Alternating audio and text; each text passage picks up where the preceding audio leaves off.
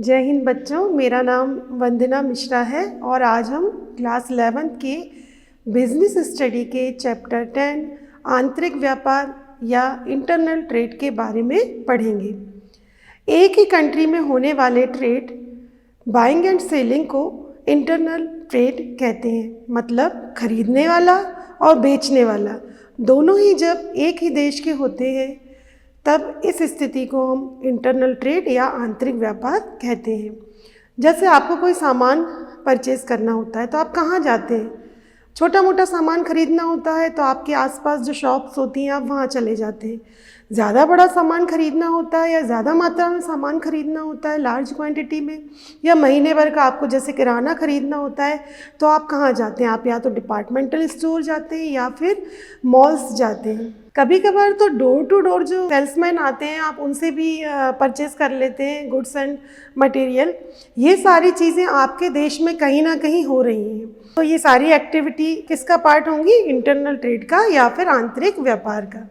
इस प्रकार हम कह सकते हैं कि जब लाभ कमाने के उद्देश्य से वस्तुओं का क्रय और विक्रय देश की सीमा के भीतर ही हो तो इस तरह की एक्टिविटी को, इस तरह के बिजनेस को, व्यापार को आंतरिक व्यापार कहा जाता है।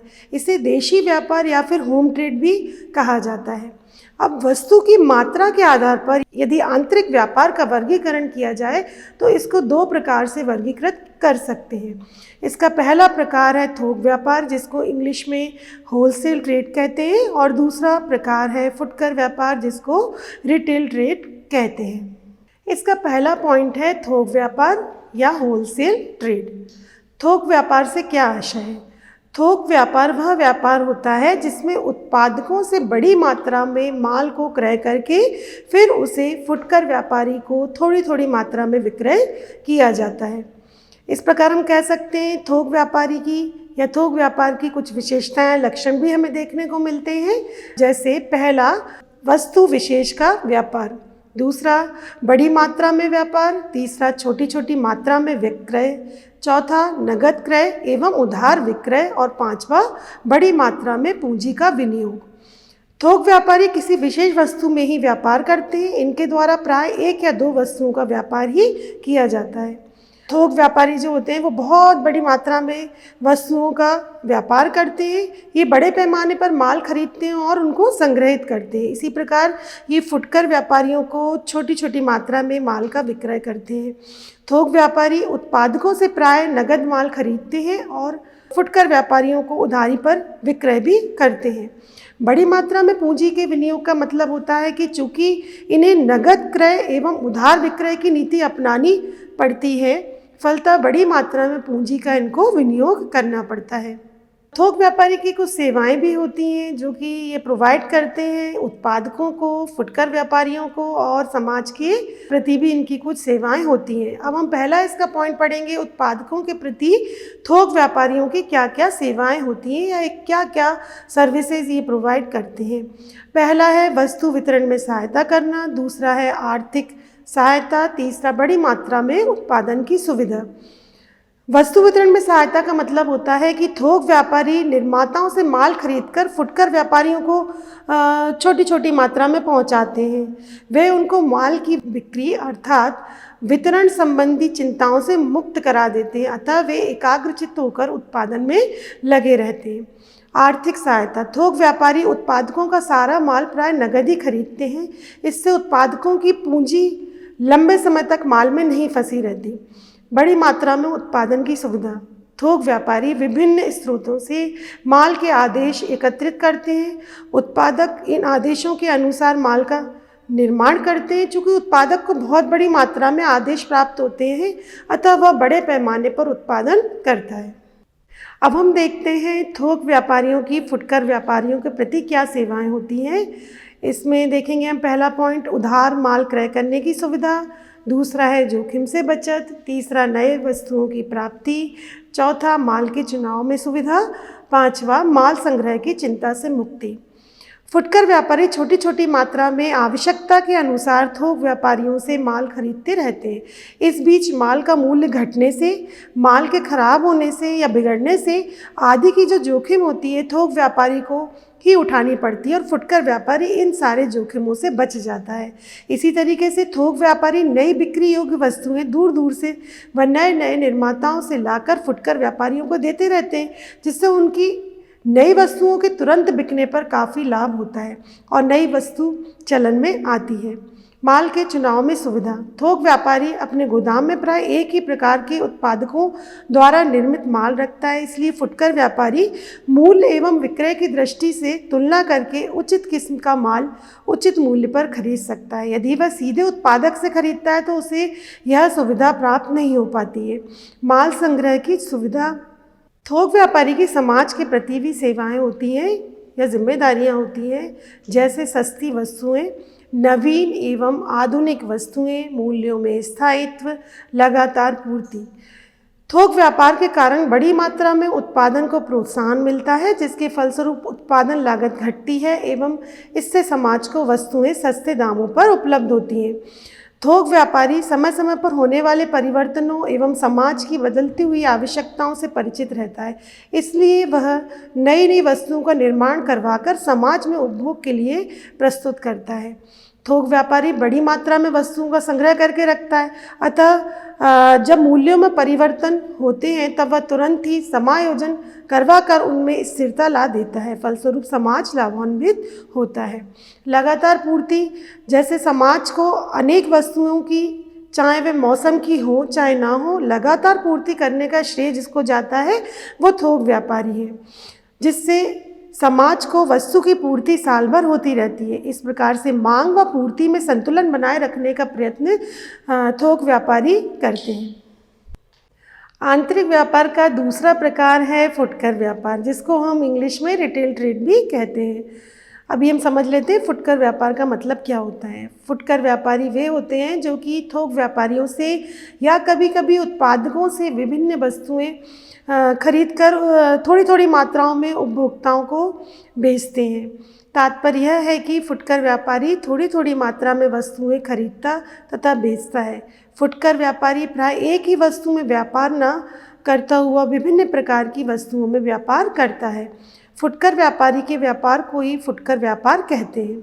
फुटकर व्यापार की कुछ विशेषताएं भी होती हैं, जैसे आवश्यकता अनुसार क्रय विक्रय, अनेक प्रकार की वस्तुओं का व्यापार, सीमित व्यापार क्षेत्र, नगद विक्रय, व्यक्तिगत संपर्क।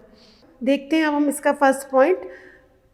फुटकर व्यापारी अपनी आवश्यकताओं के अनुसार माल का क्रय करता है और ग्राहकों की आवश्यकता के अनुसार उन्हें थोड़ी थोड़ी मात्रा में विक्रय करता रहता है। फुटकर व्यापारी किसी वस्तु विशेष में व्यापार न करके अनेक प्रकार की वस्तुओं में व्यापार करता है। इनके व्यापार का क्षेत्र प्राय बहुत सीमित होता है। जहां इनकी दुकान होती है, शॉप्स होती हैं, वहीं आसपास उपभोक्ता भी जनरली होते हैं। फुटकर व्यापारी सामान्यतः नगद विक्रय ही करते हैं, किंतु परिचित एवं स्थायी ग्राहकों को उधार की भी ये कभी कभी सुविधा दे देते हैं। फुटकर व्यापारी का अपने ग्राहकों के साथ व्यक्तिगत संपर्क रहता है, जो कि शायद थोक व्यापारियों का या फिर जो उत्पादक होते हैं, मैन्युफैक्चरर होते हैं, उनका अपने ग्राहकों से डायरेक्ट कम्युनिकेशन या डायरेक्ट संपर्क नहीं हो पाता है। लेकिन फुटकर व्यापारी ऐसा व्यापारी वर्ग होता है जिसका डायरेक्ट कम्युनिकेशन या संपर्क अपने ग्राहकों के साथ होता है और ग्राहकों के द्वारा बताई गई जो भी डिमांड्स हैं या किसी प्रोडक्ट में कोई भी कमी है, वो सारी इन्फॉर्मेशन और सूचनाएं थोक व्यापारी तक फुटकर व्यापारी समय समय पर पहुंचाते रहते हैं और थोक व्यापारी मैन्युफैक्चरर तक या निर्माताओं तक ग्राहकों की जो भी डिमांड है उसको समय समय पर पहुंचाते रहते हैं। फुटकर व्यापारी के कार्य, महत्व या लाभ। वस्तुओं का एकत्रीकरण, वस्तुओं का संग्रह, श्रेणीयन, मांग परिवर्तन की सूचना देना, जोखिम उठाना। यह अलग अलग थोक व्यापारी से वस्तुएं खरीदकर उन्हें एकत्रित करता रहता है। वस्तुओं का संग्रहण में हम देख रहे हैं कि उपभोक्ताओं की मांग के अनुरूप पर्याप्त मात्रा में वस्तुएं संग्रह करके ये रखता है। विभिन्न प्रकार की वस्तुएं खरीदकर उनका विभाजन विभिन्न विभिन्न श्रेणियों में फुटकर व्यापारी करता है। उपभोक्ताओं की मांग में यदि परिवर्तन हो जाता है तो वह थोक व्यापारियों को इसकी भी सूचना देता है। वस्तुओं को खरीद लेने पर उनके बिकने के पूर्व तक छीजन, मूल्यों में कमी आने आदि की जोखिम ये उठाता है। फुटकर व्यापार के प्रकार, टाइप्स ऑफ रिटेल ट्रेड। मुख्य रूप से फुटकर व्यापार को निम्नलिखित दो भागों में बांटा गया है। पहला भाग है फेरी वाले फुटकर व्यापारी और दूसरा है स्थानीय दुकान वाले फुटकर व्यापारी। फेरी वाले फुटकर व्यापारी को भी निम्न 4 तरह से डिवाइड किया गया है, जो कुछ इस प्रकार हैं। हॉकर्स एवं पैदल घूमने वाले, दूसरा साप्ताहिक बाजार में वस्तुएं बेचने वाले, तीसरा फुटपाथ एवं सड़क पर माल बेचने वाले, चौथा व्यावसायिक स्थलों पर घूमकर माल बेचने वाले। इसी तरीके से बेटा स्थायी दुकान वाले फुटकर व्यापारियों को भी निम्न तरह से वर्गीकृत किया गया है। पहला है छोटे पैमाने के फुटकर व्यापारी एवं दूसरा है बड़े पैमाने के फुटकर व्यापारी। ये इस तरह के व्यापारी होते हैं जिनकी की स्थायी दुकान होती है, फिक्स शॉप होती है। इनको 2 टाइप से डिवाइड किया गया है। पहला भाग है छोटे पैमाने के फुटकर व्यापारी, जिसमें सामान्य भंडार गृह, एक ही प्रकार की वस्तुओं के भंडार, स्टॉल वाली दुकानें, पुरानी अथवा त्रुटिपूर्ण उत्पादन वाली वस्तुओं की दुकानों को शामिल किया जाता है। इसी तरीके से बड़े पैमाने के फुटकर व्यापारी में विभागीय भंडार, बहुसंख्यक या श्रृंखलाबद्ध दुकानें, डाक द्वारा व्यापार, फ्रेंचाइज, उपभोक्ता सहकारी भंडार, सुपर बाजार, मॉल्स, ऑटोमेटिक विक्रय मशीन, इनको शामिल किया जाता है। अब हम इसका पहला भाग देखते हैं, फेरी वाले फुटकर व्यापारी, जिसमें आते हैं हॉकर्स एवं पैदल घूमकर माल बेचने वाले। इनके द्वारा पैदल घूमकर वस्तुओं का विक्रय किया जाता है। थोड़ी मात्रा में ये अपने थैले या हाथ ठेले में आवाज़ लगाकर माल बेचते हैं। इनमें फल एवं सब्जी वाले, आइसक्रीम व शरबत वाले, गन्ने का रस, चूड़ियाँ बेचने वाले, कम कीमत का श्रृंगार का सामान बेचने वाले प्रमुख हैं। ये तो एक ऐसा उदाहरण है जो आपने जनरली अपनी डेली लाइफ में देखा ही होगा कि आपके घर के सामने से ये हॉकर्स एवं पैदल घूमकर माल बेचने वाले व्यापारी निकलते ही रहते हैं। जैसी तरीके से साप्ताहिक बाजार वाले फुटकर व्यापारी, ये ग्रामीण क्षेत्रों या शहरों में लगने वाले साप्ताहिक बाजार में वस्तुओं की दुकान लगाकर माल बेचते हैं। एक तरह से हाट बाज़ार होता है। इसमें जो दुकानें होती हैं उसमें अलग अलग तरह के सामान बिकते हैं, जैसे कम कीमत के कपड़े, जूते, चप्पल, अनाज, श्रृंगार की सामग्री आदि की दुकानें। फिर हम देखते हैं फुटपाथ एवं सड़क पर माल बेचने वाले।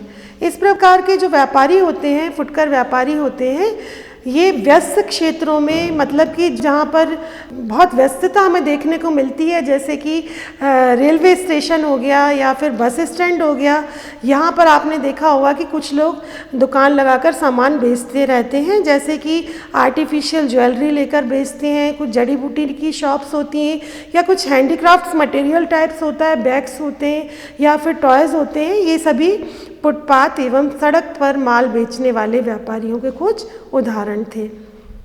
इसके बाद है व्यावसायिक स्थलों पर माल बेचने वाले। इस प्रकार के फुटकर व्यापारी वे होते हैं जो व्यावसायिक स्थलों पर घरेलू सामान की दुकानें अस्थायी रूप से लगाते हैं। प्रायः ये मांग की आवश्यकता अनुसार अपना स्थान परिवर्तन कर लेते हैं।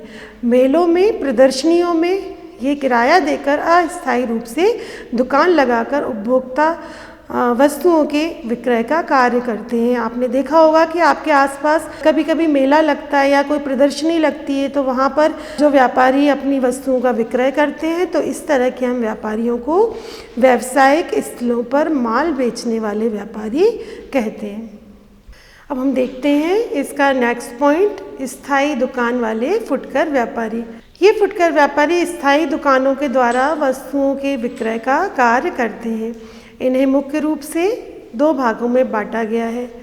पहला भाग है छोटे पैमाने के फुटकर व्यापारी। इस वर्ग में मुख्य रूप से निम्न को सम्मिलित किया जाता है। पहला सामान्य भंडार गृह, दूसरा एक ही प्रकार की विशिष्ट दुकानें, तीसरा स्टॉल वाली दुकानें, चौथा पुरानी अथवा त्रुटिपूर्ण उत्पादन वाली वस्तुओं की दुकानें। अब हम देखते हैं सामान्य भंडार गृह क्या होते हैं। इस प्रकार की दुकानों में दैनिक उपयोग से संबंधित उपभोक्ता वस्तुओं का विक्रय किया जाता है, जो प्रायः मोहल्लों एवं बाज़ारों के मध्य होती हैं। इनमें श्रृंगार सामग्री, पुस्तकें एवं लेखन सामग्री, बेकरी, किराना आदि प्रमुख हैं। इसमें जो उदाहरण बताए गए हैं ये तो आपने देखे ही होंगे। आपके आसपास के मार्केट में आपको इस तरह की शॉप्स जो कि फिक्स्ड शॉप में आती हैं वो देखने को मिल ही जाती हैं। दूसरा है एक ही प्रकार की विशिष्ट दुकानें। इस प्रकार की फुटकर दुकानों में एक ही प्रकार की वस्तुओं का विक्रय किया जाता है। ये दुकानें दवाइयाँ, पीतल के बर्तन, साइकिलें, साड़ियों की दुकान, विद्युत सामग्री आदि की हो सकती हैं।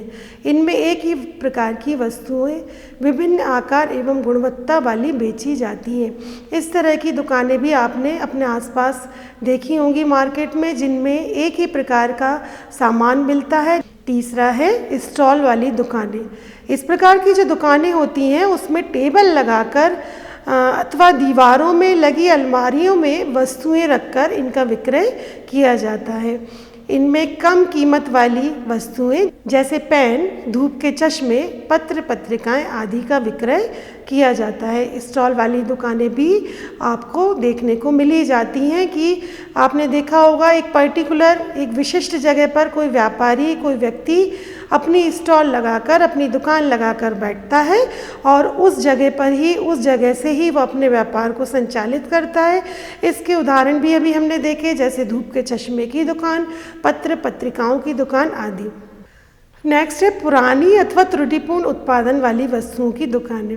फुटकर व्यापार के अंतर्गत इस प्रकार की दुकानों में पुरानी अथवा त्रुटिपूर्ण उत्पादन वाली वस्तुओं का विक्रय किया जाता है। जैसे पुराना फर्नीचर हो गया, पुरानी पुस्तकें हो गई, पुराने कपड़े हो गए, लोहे से बने पुराने फर्नीचर आदि।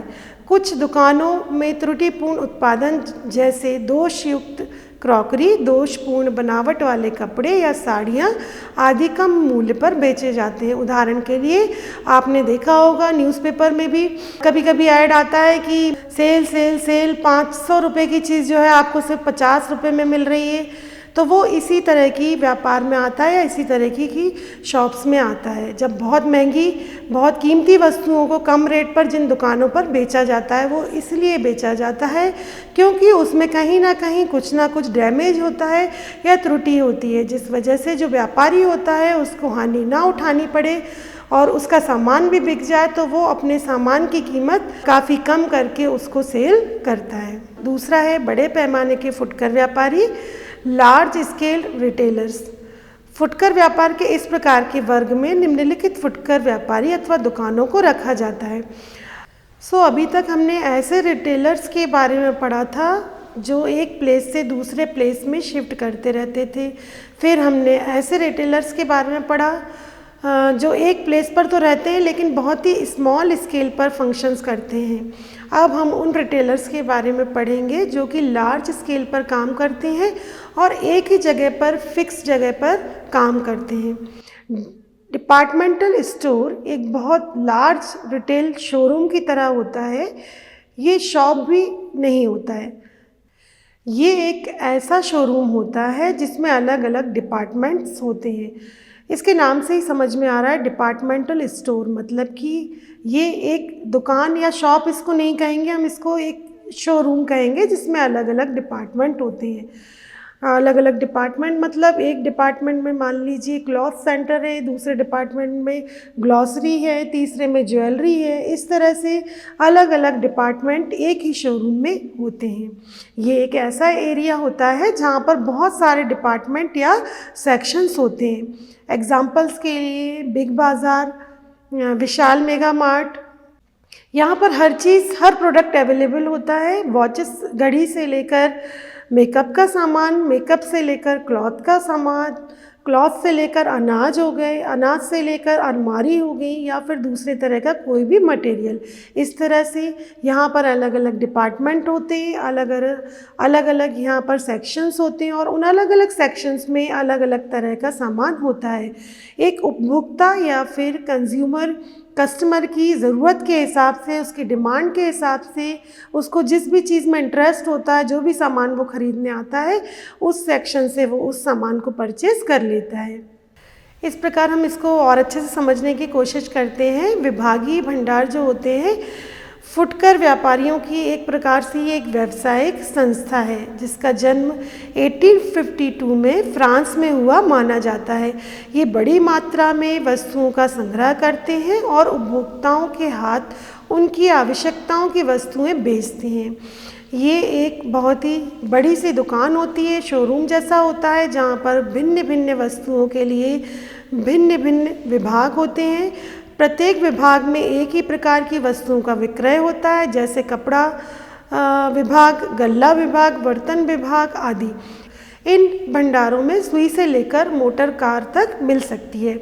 मध्य प्रदेश में वेस्ट एंड मुखर्जी स्टोर विभागीय भंडार का एक छोटा रूप है। इसके अलावा कोलकाता में कमलालय स्टोर और मुंबई में व्हाइट वे इंडिया सुप्रसिद्ध विभागीय भंडार है।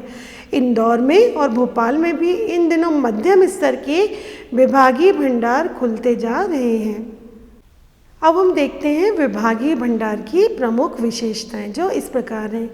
विभागीय भंडार नगर के मध्य में स्थापित किए जाते हैं ताकि ग्राहक वहां तक आसानी से पहुंच सकें। ये भंडार एक ही प्रबंध के अंतर्गत संचालित होते हैं। उपभोक्ताओं की समस्त आवश्यकताओं की पूर्ति एक ही स्थान पर हो जाती है। इन भंडारों में ग्राहकों को अनेक प्रकार की सुविधाएं भी दी जाती हैं। ये भंडार विभिन्न उपभोक्ता वस्तुओं की दुकानों का एक समूह होते हैं और इन भंडारों की साज सज्जा अत्यधिक आकर्षक होती है। यहाँ वस्तुओं का विक्रय मुख्यतः नगद ही किया जाता है। बेटा, इस चैप्टर में हमने आंतरिक व्यापार के बारे में पढ़ा। ये चैप्टर 2 पार्ट्स में डिवाइड है। पहला पार्ट हमने पढ़ लिया है। दूसरे पार्ट के लिए हम नेक्स्ट वीडियो में चर्चा करेंगे। तब तक के लिए जय हिंद बच्चों।